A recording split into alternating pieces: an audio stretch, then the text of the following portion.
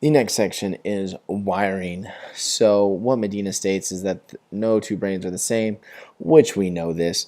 But it says theory of the mind skills, which is very, very interesting. So he talks about every time our brain receives new information, we actually rewire our brain, which I think is absolutely fascinating.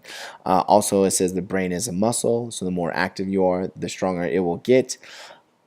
A thing that I thought was very interesting that is into the classroom is puberty. Your brain starts over again like you were as a baby to make connections. So I think that's very important to know as a teacher when looking at middle school to high school, that they're trying to figure out things and they're trying to make new connections.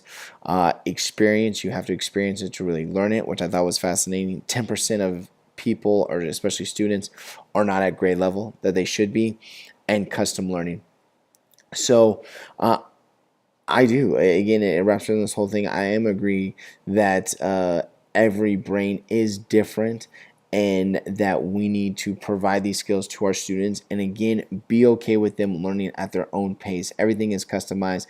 I know we have a group of students. I know that's so easy to say in this environment when I'm just talking to the professor, but actually in the classroom, like, no, everyone needs to be the same. But it's really like, guys, we have 6 months, we have a year for you need to learn this and know that each student's going to be different, and how can we help support them in growth.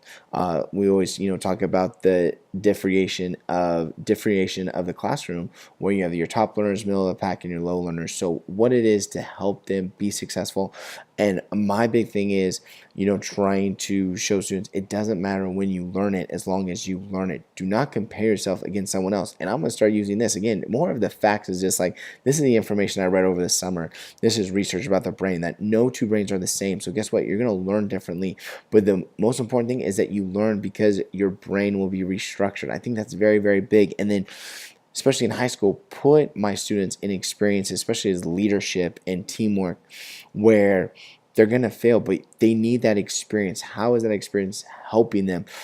All these different environments and experiences are going to turn their brain one way or the other. So again, really trying to foster them. So my job is when they get into the workforces, they've already kind of have dealt with that, and their brain kind of knows which way it is, and hopefully can prepare them better for the next environment.